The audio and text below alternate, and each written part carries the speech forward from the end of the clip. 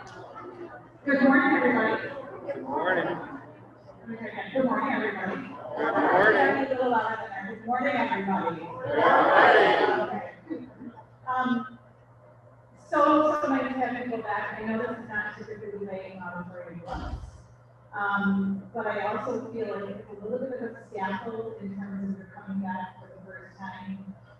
It's important that we social distance. For many of you, you haven't been with a large group. So I hope that you're feeling comfortable, and I know if some people weren't feeling comfortable, it is that if they want to do this differently, we can make accommodations.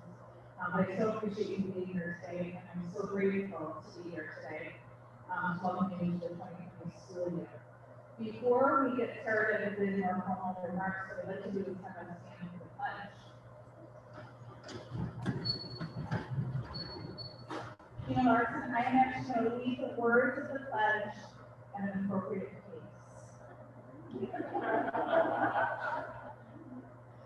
I pledge allegiance to the flag of the United States of America and to the republic for which it stands, one nation, under God, indivisible, with liberty and justice for all. If you don't know this, I make one of her anytime I'm here at the beginning of the day because it's a rapid and weird cadence she uses, and that's what I came up with it. So with that, let me start by introducing our board president, Mr. John Kate. Before anybody can come up, he's got a few words to say to you. What I would like to do is just make sure that I recognize a couple of things about Mr. Kate. Number one, he has been on the board for 13 years. So that is just an incredible amount of service to our community. He was on the board being on for 13 years, has seen a lot in terms of board governance and how much the board matters. He has served now for 7 years as the board president. And what I want to make sure that I give him credit for is a real shift in terms of creating a high-functioning board. And for many people, whether you're here or other places in the district, I think it's really hard to know when you're sitting at the teacher how important the Board of Education is. It wasn't until he superintendent that I recognized how important governance matters and how important it matters that I able to do my job and we're able to lead this district in a positive direction. Sean has done that as president. Sean has made a big difference in terms of how we lead and what we prioritize as a district. So I so appreciate him and the rest of our board members and like to introduce him here today. Welcome back.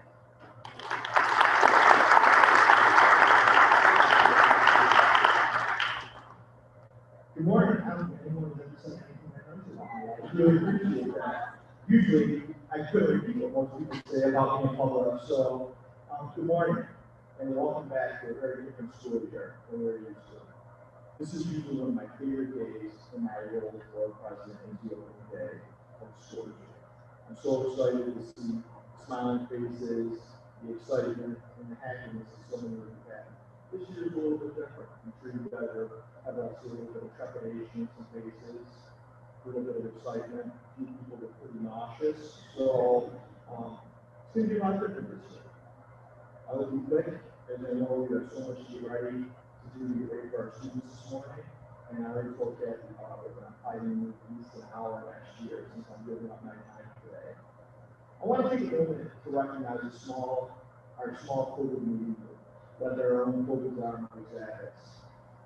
We started meeting on the afternoon of March 14th and met 5 days a week, then 3 days a week, and now we continue to meet once a week. I'd love to mention all the 20+ members in the group that represent all facets of the district. But I don't want to miss anything. This group has had some incredibly spicy conversation. Thank you, Vice President, for adding that to my vocabulary. Incredible dialogue ranging from opposing, feeding our families in need, to the budget vote, to reopening, and now with the current school year we're living with. They've put a tremendous effort in, a lot of time and energy to really pay back. There's incredible stress and a lot of sleepless nights. So if you know anyone involved, please take a moment to thank them, and on behalf of the Board of Education, I'd like to thank them all for To wrap up, you guys are the best at it. I'm so proud of each and every one of you, and know you will face adversity and do the best job you can dealing with our current circumstances in education. As the incredible educators you are, you will make this a success. I look forward to returning to normal school and hope to see one of you soon. Have a great year. I'm going to leave you with four families I truly admire. Steve Cheddar, and that's not you. Father Theodore Hester, former president of the University of Notre Dame. Go Irish, we're doing next week this week. To digress for a second though, I want to mention that I got hooked on some mindfulness students. I know that little Twitter problem on occasion. And it really carried over, and I started reading a quote from Father Hester every day. And this one I read probably back in right before the budget goal in mid-June, and it really struck me. I thought it would be good for me to share those. If our lives in education have any meaning or significance, it will be in our reading the signs of the times and in educating the young of our times in the visions and values that will civilize and make the reasonable human progress in that century center. Thank you all. Have a great day.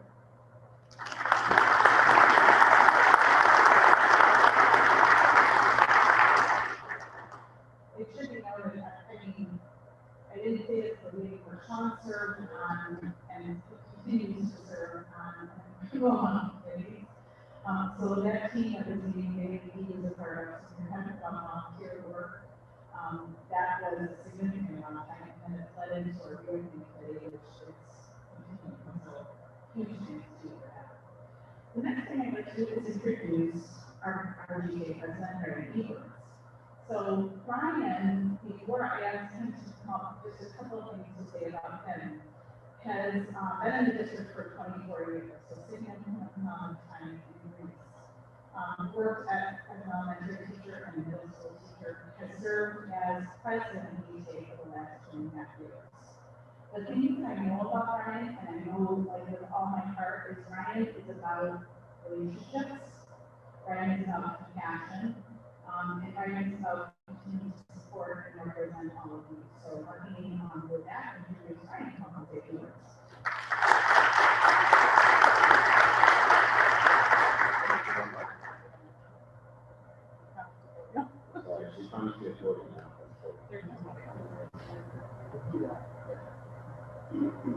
Good morning. I'm proud to be serving my third year as teaching president. For those who are new to GCA, I'm 31 years this August. I'm a lifelong resident of Greece, and a product of Greece. I'm starting my 24th year in Greece. I can say I can unequivocally that this has already been the most difficult project. Admittedly, the feeling of anxiety and suffocating stress has not lessened since I started. Frankly, I've noticed it lessen in a few months, but I do know that our members will continue to be inspiring and response to these changes. Now more than ever, we need both those in the middle. Easier said than done. I probably think it's no surprise that when we do have over 1,000 voices, it's quite a challenge to represent and educate the group in one direction. There will continue to be many changes faced in the upcoming weeks and months. GCA will continue to survey membership, make sure advocacy and representation is done in a way that reflects the body as a whole. We have a strong governing body that will continue to rectify the GCA direction. This is an point in time during my speech that I was planning on highlighting a variety of incredible GCA members and what they have done in their commitment to students, fellow staff, and peers movement. Instead of choosing a handful, I felt it was more appropriate to thank them both. The entire GCA membership has been exceptional for our closure, open the summer, and listening and during the reopening work. The GCA had hundreds of members serving in district with surveys to work communities, taking a valuable summer from the communities. All of those senseless hours supporting the district, colleagues, students, and community are powerful to us. While any plans to reopen at this point will have flaws in my opinion, I trust my GCA members to represent my state to the best plan possible for the health and safety of all. I also want to thank the entire membership for patience throughout the summer. The GCA office staff, executive council, building up, and working throughout the summer and reopening plan advice and information. Many have given up personal education membership and personal education. Such as makes like Vice President Health Program and Public Health Inspector Authority, they work in concert like one another. Collaboration is significant revenue for staff with benefits. While admittedly they have been done too early, the current tax policy requiring masks all times with breaks provided by adults in instructional settings is clear to me with the positive collaboration. Also, members of the choice to classes at comfortable is important for the end of collaboration. I could go on and on with the exceptional work in the instructional working community and many other communities. We had so many impressive members of the GCA advocating for staff, students, and staff. Much of what we are experiencing involves around COVID-19, but one of the reiterations of the work that the GCA has been involved with over the course of the last few years, as we plan to complete as much of this as possible. In addition to our daily professional work, the GCA has supported 20,000 vouchers for the community, providing scholarship for families and teachers, getting money for community high-quality vouchers for students plan, purchased over 3,000 reports for equipment needs, donated thousands of dollars in teaching grants that are 501c3, and with some multiple branches of professional development such as health. Additionally, new this year, the Department of Gender and Gender will be acting with American Cancer Society and Women's Rights, who will be assisted by Michelle Harper. Thank you, Michelle, you've been doing great this year, and so very happy Michelle and I hope you can get additional support for that. We once again honor your conditions to be ambassador for really new things that helps support the American Cancer Society and create awareness and funding for breast cancer treatment and research. Please kindly look out for information on love your support. If you are new to the GCA or relatively new, the aforementioned initiative would be ideal as a joint GCA work. Lastly, we'll continue negotiations with the board for bringing on members of care away from approval.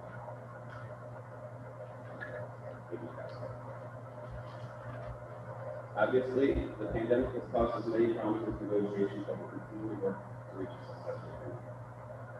The GCA is strong. We'll continue to provide contract enforcement, but we'll bring much more to the table.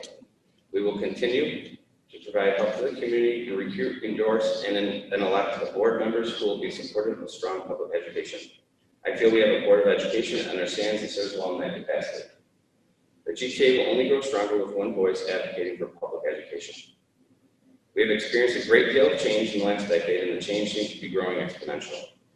Yes, we don't always agree, and yes, we have challenges along the way, but ultimately we need to stick together. The 2021 school year is upon us, however it looks. I know you will exceed expectations of classroom, virtual or in person, and the GCA will be there to advocate along the way. Stay safe. Thank you.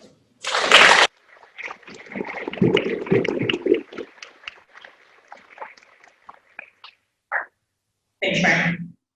So now I'm going to start with just a question for you. I have a picture up here, but which I'll talk about in a minute. My question for you is this. I know COVID basically has sucked. There's not too many things that we can think about when we think about COVID-19 that are really positive. But I am going to challenge you right now, no matter where you are. So if you're here at Arcadia, if you're on another site, I want you to be thinking about what is something good that has come out of COVID for you. I want you to think about that, and then I want you to actually talk with somebody. I know they're a little bit far apart, but I actually want you to get something in your head in terms of something that was positive, and then chat with somebody near you about what that was. So go right ahead.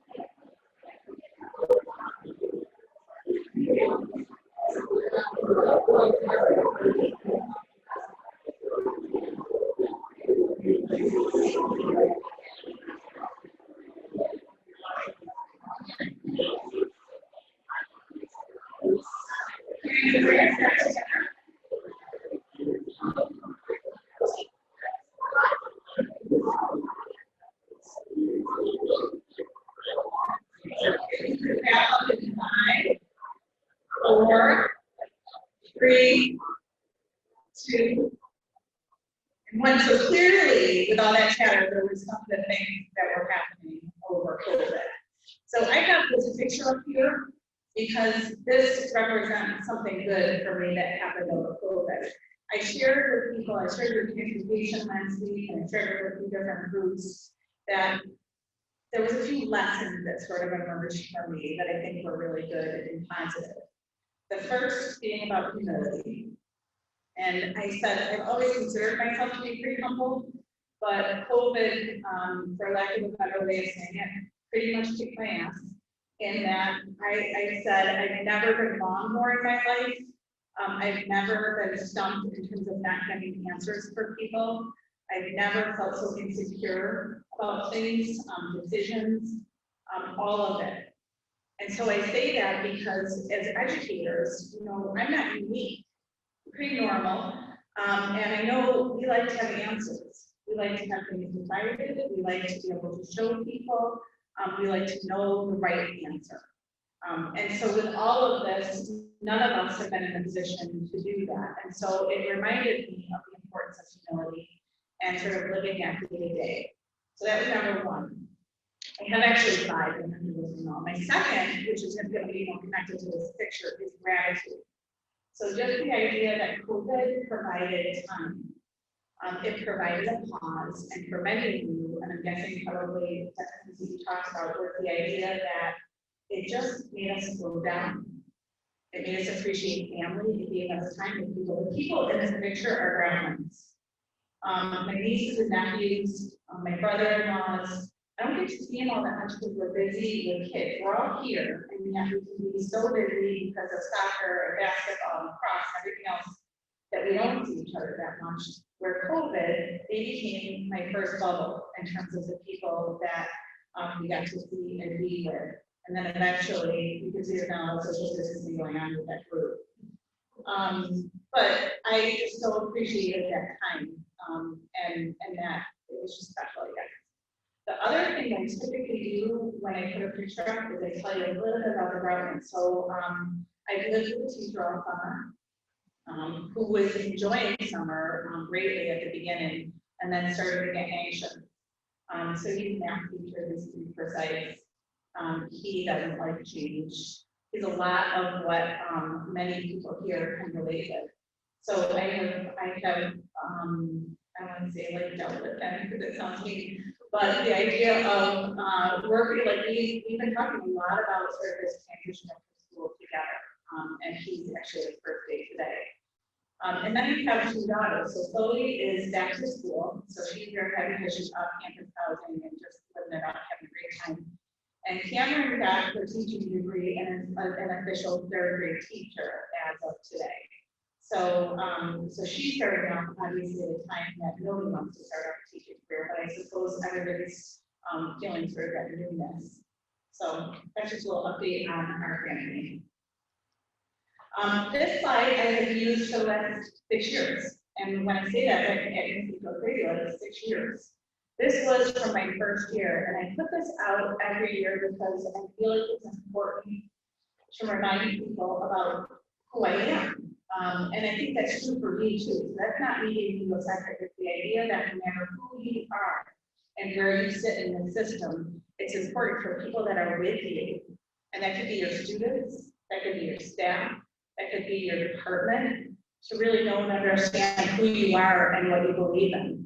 So this has remained, and this has been pretty consistent. The idea of relationships, I've always said, I'm a self-professed relational leader. I believe so strongly that organizations can only be healthy when there are strong relationships. And I mean that across the board. Us with each other, us between unions, us with students, with parents, etc. The idea of team, I think, is going to be most important this year, in particular because we are now going to need, as much as we say team is important, and yes, we collaborate, we're going to need to rely on each other more than ever. So this idea of team and interdependence, I think, is going to be crucial for 2020. Ownership is just the idea of like taking ownership of pride in something. I always talk, and I bring it up every year too. I'm a Greece grad. I grew up born and raised here. I take incredible pride in Greece, and ownership. It's our district, it's my district. And I think when we do that, we take better care of things. Promoting the good, which I'm going to talk about a little bit more relative to our theme, but just this idea that if you take pride in something, you're usually seeing the things that are happening. And I'm going to tell you, like Brian said, and like Sean said, we have the best of the best here in Greece. There's no question in my mind. I put you up, and I said it before, I put you up against anybody in the county and the state and the nation. There's so much to promote that's good. And then the idea of high expectations for all and equity. I don't mean for some. I mean for all, and that's for our staff and that's for our students. So our theme this year is optimism. The irony of this is that I picked it, and then I swear to God, when we decided it was the optimism, we needed something that was going to be focused and positive and so on. And then I kid you not, the next day I woke up in the cruddiest mood. And I was like super pessimistic, and I just kept having to remind myself about the fact that I had just selected this as the theme for the year. What I like to do is just read the definition, and then what I'm going to do is show you the video, and that really will just explain why I picked the theme and what's important to them when we think about this concept of optimism. So it's really hopefulness and confidence about the future or the successful outcome of something. I'm going to play something right now that I just want you to hear because this will elaborate a little bit more. Hey everyone, thought I would share a thought in these strange times. Hair and beard both getting long. Haven't figured out how to cut my hair yet. Might take out the old razor and buzz it. Anyway, one of the things which I preach, as everybody knows, is about being optimistic. This is different from being positive, and it's definitely not naive. A lot of people think that optimism is naive. It's not. Optimism is not the denial of reality. And positivity is about saying things are good even when they're not. So like, everything's fine here, nothing to see here, everything's good, we're good. That's positivity. We don't need positivity right now. Optimism is the belief that the future is positive. We are going through a hard time now. Times are tough, they're rough, they're dark, but we will get through this together. That's what optimism sounds like. It is not the denial of what is. It is not pretending that things aren't good. It's simply the fundamental belief that there's a light at the end of the tunnel and we are heading towards that light. So be optimistic. We will get through this together. Take care of yourself. Take care of others. Talk to you soon. So the idea of, it makes just perfect sense, the idea of a positive or successful outcome. And so I think about the importance of us envisioning that, the importance of us having that in our mind as we start school, because there's so much that we have ahead of us that we get to then think about in terms of envisioning that positive or successful outcome. So I also started to think, why did I be so optimistic? It was easy for me. So even though I woke up in that cruddy mood, the reason I was so optimistic when I picked that as a theme, and the reason why I continue to be so optimistic is because of people. And that's where I guess I go back to sort of who I am as a relational leader, but the idea that every person that I interacted with, from all of those COVID closure pieces to reopening, to the individual conversations, the things that I saw happening during closure, that makes me optimistic. We have incredible people. We have incredible students and families. So there's no doubt that we can do this. There also has been a ton going on since closure. So I wanted to make sure I spent a chunk of time showing you and talking to you about what has happened over closure. Some of you left and really haven't been back. Some of you have been back intermittently, but what I feel like is important about this time for us in Greece as a large system where sometimes we don't know everything that's happening, is to give you a sense of all of the amazing work that has happened from March through right now. And it's not going to capture everything, so if I leave something out, that there is not an intention about hurting or harming anybody, I tried to be as comprehensive as I could, and also as, I guess, not so long. So let me get started. So we have turf. Can we say something? I said it's about damn Like that was like this slide, when I put it together, made me so incredibly proud. So I played on the fields here at Arcadia. I also played on turf, so that's sad. There was places with turf and places with lights when I was in high school. We have waited far too long. Our kids deserve much better. The fields are amazing. So each of the high schools has a field. Odyssey's is not done, but Olympia, and Odyssey's isn't an actual, they have their turf or their real grass for soccer field and football, but Arcadia, Olympia, and Athena all have theirs in, and they're absolutely stunning. There is work that happened over at Olympia. You're going to see a lot of work at Olympia. So I'll bring the term of equity. Equity doesn't mean everybody gets the same. Equity means everyone gets what they need. And quite frankly, Olympia hasn't gotten everything that they need through the years, so we're doing a little bit of catch up. So I say that out loud because that's just conceptually something we should all know and understand. And the climbing wall over there is beautiful. This is not, you can't see it that great, but it's a cool picture of the concession stand over there that's being built. There is a culinary arts, so our pathway for culinary arts over there had been working out of a pretty lame home ec kitchen. This is beautiful state of the art. I'm hoping, I haven't seen it this week, we're like right to the line in terms of work and things not being completely done, but we're getting there. So that culinary arts kitchen is beautiful, as well as their regular kitchen. So they had serving lines kind of lined up with kids out the door. So there was a revamp over there in that kitchen. This is just a picture of the lights and the bleachers over at Olympia, and then to the right you'll see an office space at Pinebrook. So Pinebrook got, in addition to the front entrance, which I'll show you in a minute, they also got the whole area outside of Beth's office redone because they had a sort of weird funky space that didn't make sense. So we changed that to make sense. Here you see we have scoreboards, and then we also have electronic signs at our schools now. So across the board. You see to the right, the front entrance at Pinebrook. The front entrances have all been changed to have a double entry for safety reasons. And Pinebrook in particular also had an awkwardness in terms of that space. So you can see where people are greeted is going to be different. And then they also put ticket booths, so nobody has to sit at a card table to collect money. You'll see sink work, counter work, parking lot work. Oops, that doesn't have, sorry, there was a picture of this, and sorry, this is my fault. I messed with my PowerPoint this morning, and so I'm missing a couple of pages. There was also a picture of our transportation facility. So if you haven't noticed up by Patty Hill, that PLC has all been ripped down, and they're in the process of actually building the transportation center, and I had a couple of pictures of that. We, just to give you perspective, had done between $35 and $40 million of work through the closure in the summer. Normally, we had about $12 million of work. So we took advantage of closure. We had a ton of things done.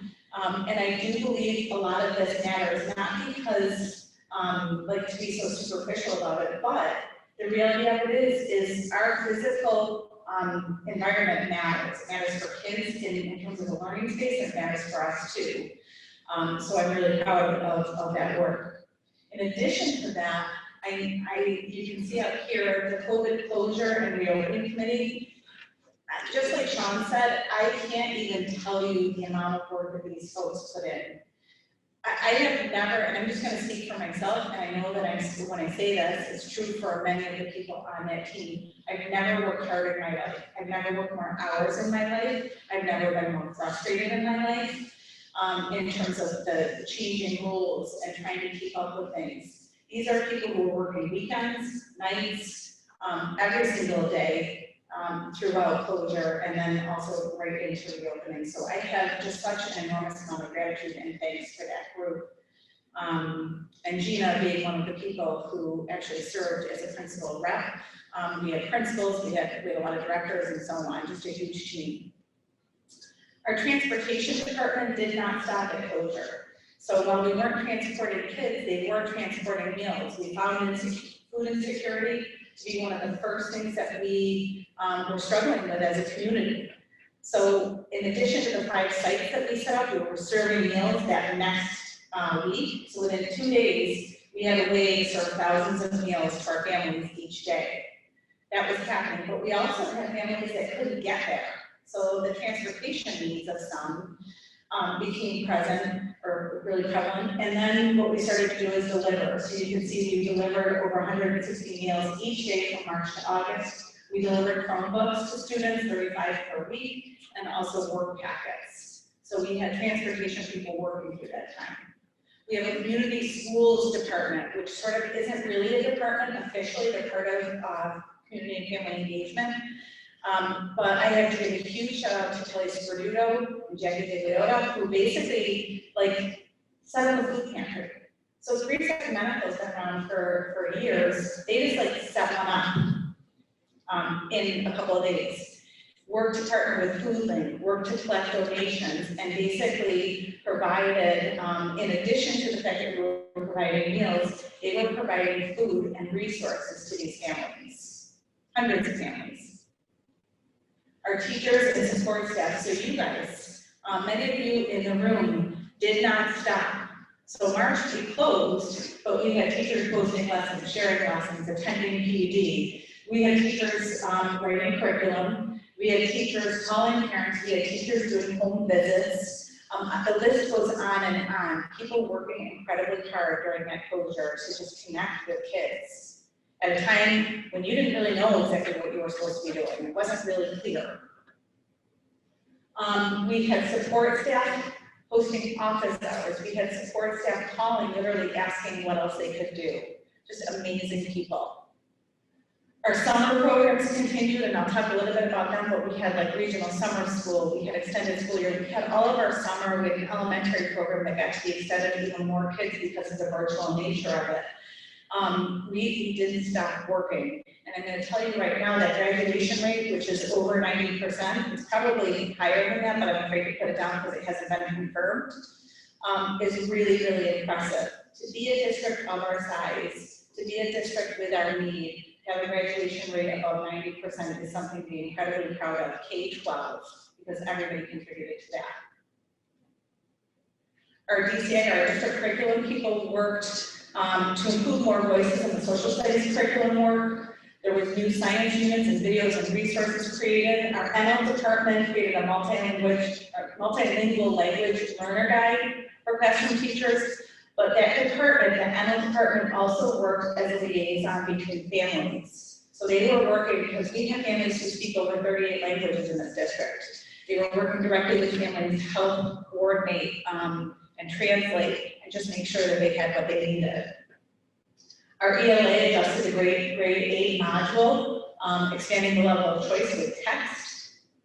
And then they also, and this is something that you probably haven't had time to look at, but they created a staff handbook that was sent out on Friday that is an incredible resource. So these are people, again, blood, sweat, and tears who have worked insane hours just to make sure that you have the support and resources that you need. Our Equity and Family and Community Engagement Department continued with CRE training. They led a regional equity network training. So we are at the beginning, we basically started a regional equity network just to try to include more districts in the area. We started by pulling all superintendents and doing a training this summer just to get people on the same page and get people more focused on this work collectively as a region. And that department was crucial in terms of the planning and delivery of that day. We've continued with parent roundtables, and we also have a series called Parents, Leading Parents that I think starts today or tomorrow, I'm not sure which day. But Luca Alvarez and Deb Hamburg from PLTI are going to be leading that, and we're really encouraging parents to take part just so that we hear their voice. Our mental health department created our social emotional toolkits for buildings, which you'll see particularly in the staff handbook. Our special education department continued with our extended school year program. And then I will also say this team has been varied because no child is alike. You can't just say, plan on this, because an individualized education plan isn't really what a whole class gets.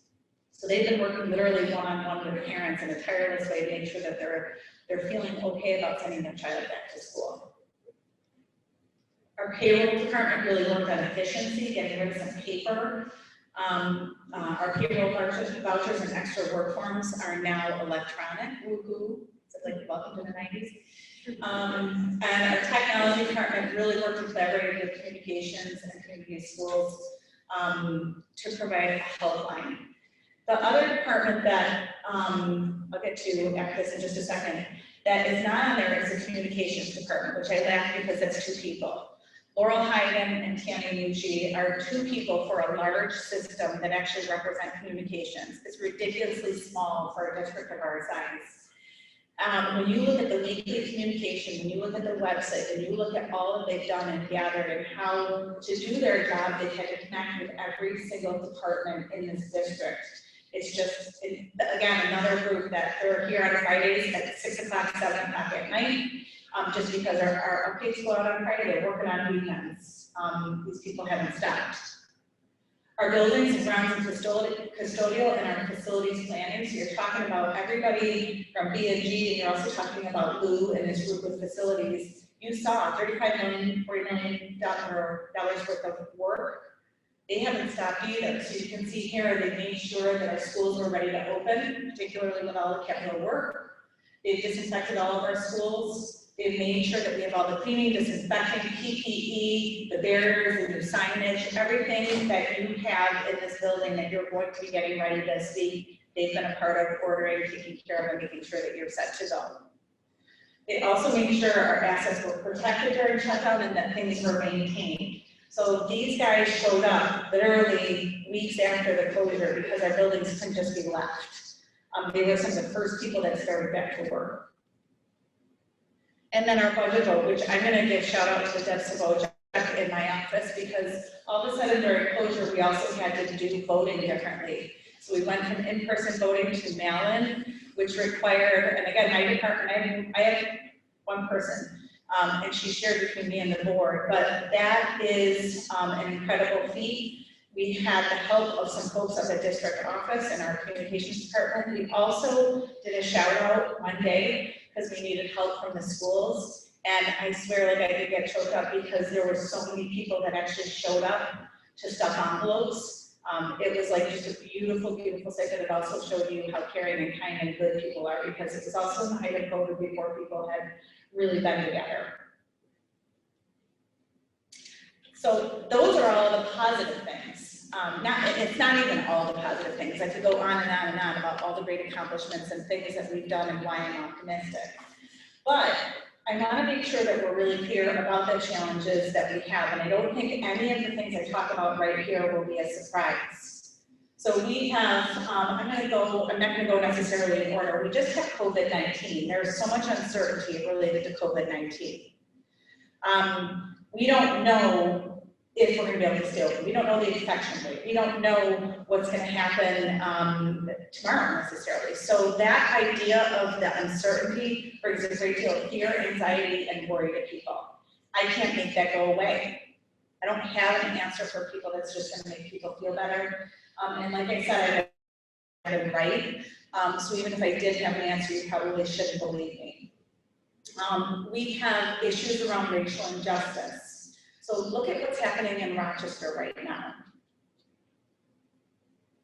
That is significant. And when I wrote my letter yesterday, my reason for writing that was because it is no longer something I'm seeing on the news in a different city.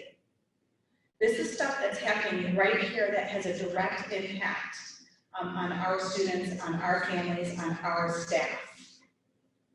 It's really not different than when it was in another city, but it definitely feels different. And if we don't think that that impacts school and that impacts our job, then we're crazy. And if we don't consider or think about what we're going to do to help kids as they come back, then we're not doing our job. Along with that is mental health. So we have, and we know across the country, and we're not just here in Greece, rates of anxiety, depression, substance abuse. I could go on domestic abuse. All of those things have skyrocketed. they've gone up during closure. So again, if we think, and then you tack on to that, what's going on racially, you have like layers and layers that kids are dealing with, and then they're gonna come back to school. We have to know that, we have to be empathetic to that, we have to recognize that, because it matters. We have our own self-doubt. So this one I said, you know, I think about a lot with my husband, but the idea of insecurity. All of a sudden, we've changed your job. So your job is now completely different than it was a year ago. And for many of you, I mean, depending, it doesn't matter probably if you've been a teacher for 5 years or 25 years, that's hard.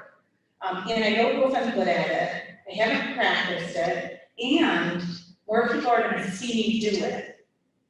So think about that, more people are gonna see me do it because of this virtual. So now I have to be super vulnerable and allow people in and worry about judgment. That's scary. The political unrest, we're in the election season, and I don't know about you, but I have never been in a country and I've never been in a space where there's been such polarized views and really such divide. That exists, and that exists for our kids too. And then on top of that, this is from a state perspective, the reduction of state aid, or the loss of state aid. We don't know everything in terms of what those numbers are going to be, but it could be up to 20 million for us as a district. And this is after getting through a really challenging budget season last year. So those are real examples of things that exist, and there's more, because that's not taking any of your personal stuff. It's not taking any of the other things that may exist for you. When I talk to kids, actually I should say this, we talk to kids, and we ask them some questions, because it was important for us to think about not only the challenges that exist big picture for us as adults and educators coming back, but with the help of Sally and with the help of a few other people, we found and talked to some kids about what were they most worried about, what were they most excited about, and what do they want their teachers to know. So here are just some of the things that they said as they talked. They talked about missing their friends and missing their teachers. They talked about how excited they were to come back to see both their friends and their teachers. They said, and this is one of the funniest, they better know we're going to be talkative. They haven't been with their friends. Many of them haven't seen or really been connected to many of them, and they want you to know that they're going to be talkative. They want you to know how much they miss their teachers. They want you to know that they're fearful about kids not wearing their masks. They're fearful about what the flow is going to be like, what is the social distancing. They don't have a vision of what this is going to be, and they're nervous and anxious about that. They want them, one of them said, I just want them to know me. And I think it's going to be harder this way, because I can see my teacher every day. And then others talk about sports, and specifically how if they don't have sports, they won't pass. Those were direct, that's a direct quote. Many talked as seniors about what is challenging, just the idea that they lost their spring and that they're going to need more help. So they basically said they had no idea what to do about college. They're so stuck and frantic about the process, what they missed out on in the spring, and then how to make sure, because they really want to go to college. One said that we're not going to get the same. We're going to need more help, specifically with mental health. Another said how excited he was about coming back to school just for things like COVID and just to like be in a regular groove. Many talked about sucking at online learning, and I'm using that word because they did too. Many did not do well with online learning. They talked about how they almost failed 3 courses. They talked about how it doesn't work for them. They talked about the distractions at home and how there's 6 people in the house. It's never quiet. There's all these challenges that exist with that online piece. One talked about the idea that he needs a teacher there because he always has questions. He's a good student, but he always has questions to keep him going, and when he doesn't have that, he's really worried about what that's going to do to his grades. And then others talked about just the fear of getting closed down again. The main thing that came up was the fear of getting closed down, was how online is hard, and then the last one is that teachers matter. And so I want to come back to that idea because in a year like this, I think the most important thing that we do is sort of anchor ourselves into our purpose. You all went into teaching for a reason. You all went into teaching because you love kids. You love their content. There's things about this work that just drive you. Well, I'm going to tell you right now, you matter. I pulled this slide from my first year because I felt like it made sense to come back. It was a study done in Harvard in 2015. We talked about it several years ago. I'm bringing it back because it's so relevant for right now. At the time, what we studied was kids and resiliency. Our kids need resiliency. We need to be resilient. But what they studied was why was it that some kids with so many adverse childhood experiences, why was it that kids with so many challenges were able to succeed and be resilient while others weren't? And this is like a very basic summary, but essentially one of the biggest factors that came up that helps and that makes a difference for kids is just one caring adult not in their house. So when I think about that, that's what I heard kids saying when they were sharing on video and they were being interviewed. They were talking about you and they were talking about how much you matter. So I think that's just important to go in with that weight and responsibility around how much you matter and how you can be that one caring adult for kids. With that, I want to show you a video. That's what you're gonna ask her too? That's a hard question. A world without teachers. What would the world be like without teachers? Chaos. Sad, because I won't learn anything. The younger generation wouldn't have anyone to look up to learn from. Walk around ignorant. I mean, we could keep the teachers, but just no homework. That'd be pretty cool. Everybody would be going cuckoo and we wouldn't do anything. I think that is the scariest thought that anyone could ever have. I think it will be craziness just because I feel like teachers are, besides our parents, the first people we meet who like shape who we become. I haven't always been like the best student throughout my whole life. I was always in trouble. I had suffered 3 Fs and I realized like, oh, well, I need to fix that, you know? 4th grade was over. I'm here 5th grade, we graduate, 6th grade. Hey, Miss Gonzalez, how you doing? And then she's like, oh yeah, I heard these are your grades. What's going on in that science class? Like, she was like totally just keeping up. And I just felt like, whoa, like something's different about that. Gave me the time of day, mostly. It was very, it was very engaged in stuff that I was doing. Even though I was in detention, I was still learning. And she was the one teacher who really saw a lot in me to make me feel like I wasn't the kid that other teachers were saying. And there was a point where I said, okay, I'm gonna fail my French class because I haven't been there. So I haven't done any homework. I'm just gonna drop out before I fail. And then she specifically came to me and said, no, I'm gonna work out a deal with you so that if you stay, you won't fail. When you didn't do good at school, she would chew you out, but she would always give you a chance to make it up. You know what I mean?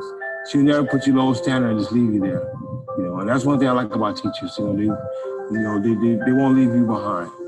You know, and when I got accepted into colleges, the first thing I thought is like, I better go. And I better go and tell her I'm gonna be like, guess what? I got into Penn State, I got into UC, I got into all these colleges. Actually inspired me to pursue political science. She was basically the one that taught me to just keep trying. I can accomplish more than I probably think I can.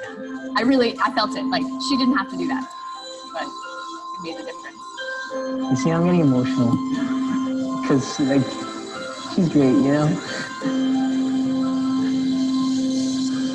Give me a minute.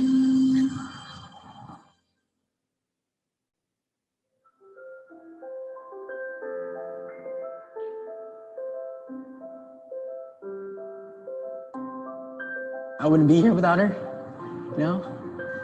And I'd like to thank her so much for that. Thanks, Ms. Richter, you know? Hope you see this, and I hope you know that you mean a lot to me, you know, you're really important. And yeah. What was your teacher's name again? Mr. Marable. It's Mr. Elmore. Shout out, Mr. Betterville. Miss Harris. Her name was Casey Crocker. she just exhibited like such a raw passion for teaching. Made me want to teach. Like, I want to do that for people. Like, that's a beautiful thing. So yeah.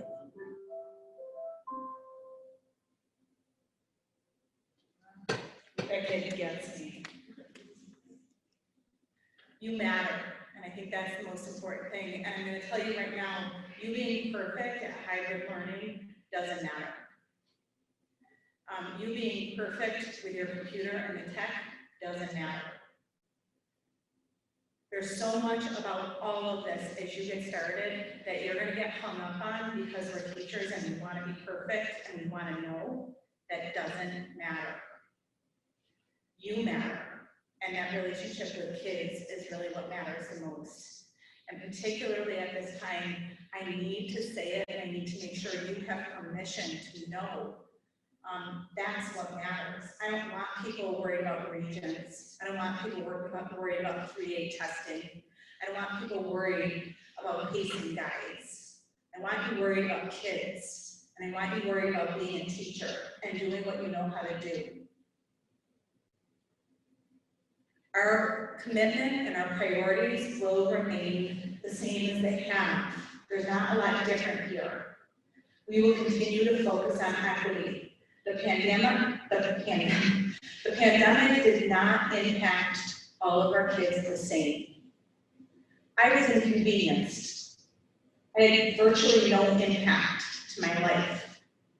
We have kids whose parents are essential workers that were not able to be home, kids who were alone during the day for much of that, kids who financially were greatly impacted because of family situations and work, kids who were greatly impacted because of the mental health of their family, etc. I could go on and on. Equity is going to be vitally, vitally important in terms of how we see our kids, how we get to know them, and what we provide for them as they return. Relationships continue, and the idea of interdependence. That idea, if you try to do this alone, you're going to sink. There's never a time, again, there's a lot of you out there that are really happy because you're good at what you do, and you can shut the door and continue to be good at what you do. No question. This year is not the year to be that. This is the year that, whether it be how you work with your team in preparing lessons and units, how you share work, how you check in on each other, all of those things in terms of interdependence are going to make the biggest difference in terms of how we succeed, how we optimistically see that success. The idea of professional development.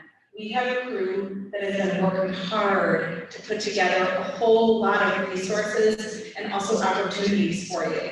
We know that you don't know. I said to parents at one point, the teachers that left us in March weren't magically transformed over this time. You're not like new people coming back all of a sudden great at higher learning. You are going to need time. You're going to need professional development. You're going to need time with each other to grapple with things. That's okay. And that's what this year is all about.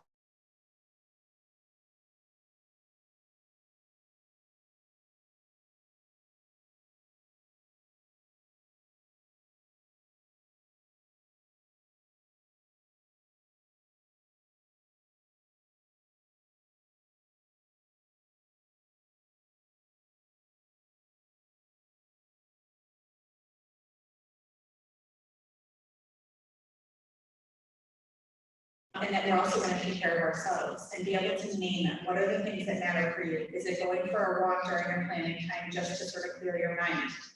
Is it taking a few deep breaths and being mindful? Is it going home and watching Netflix?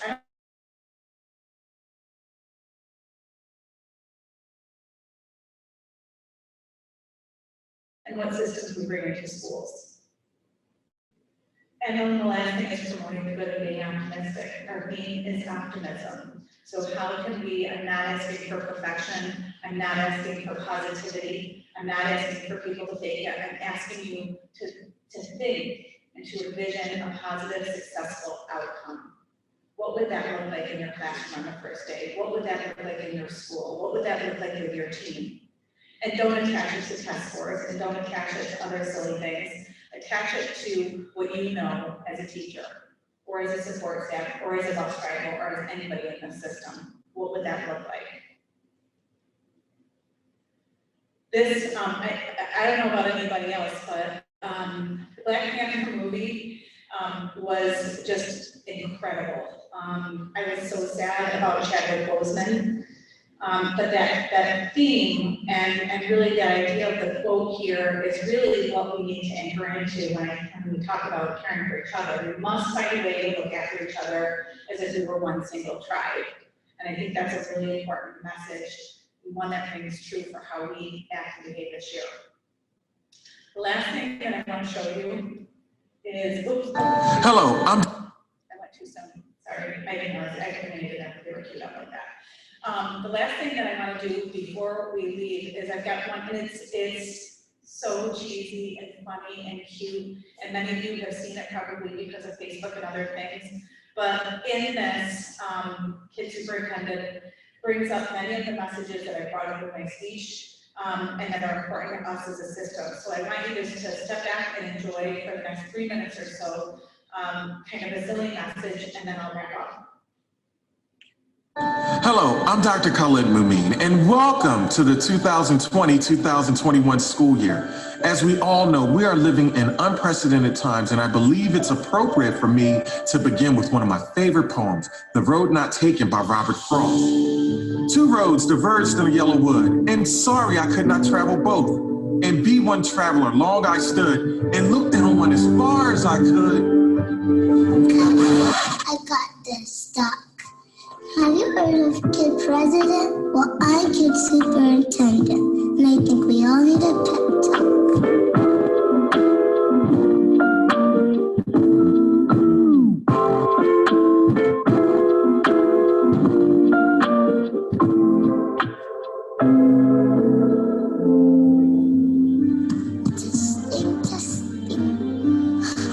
The past couple of months haven't been easy, huh?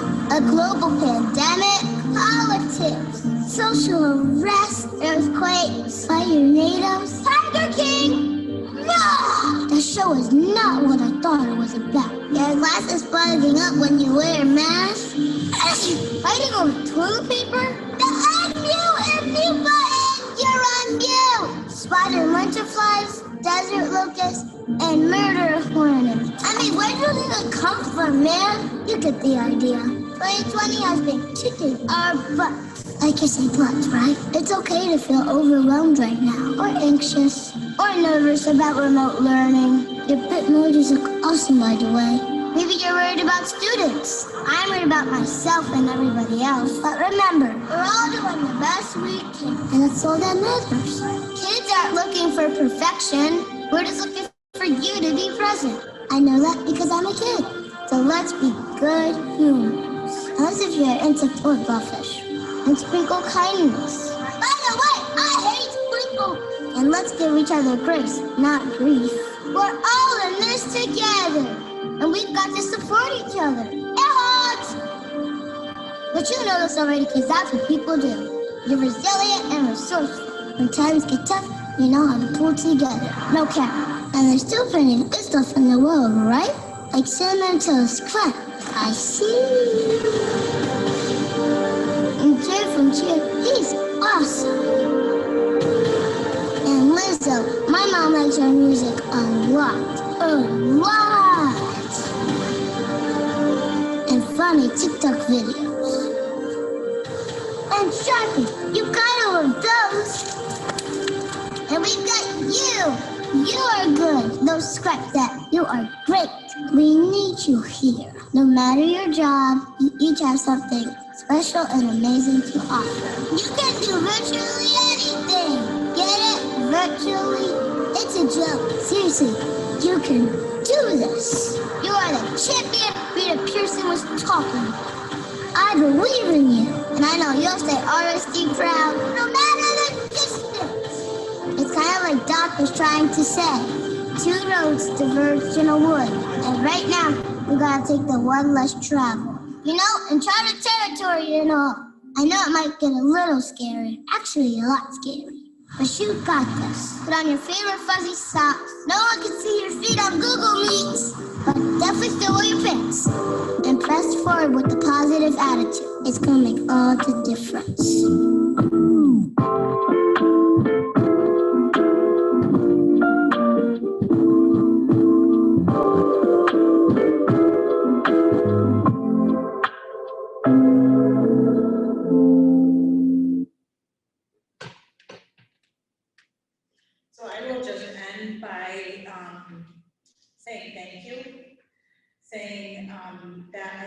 that you have an amazing school year.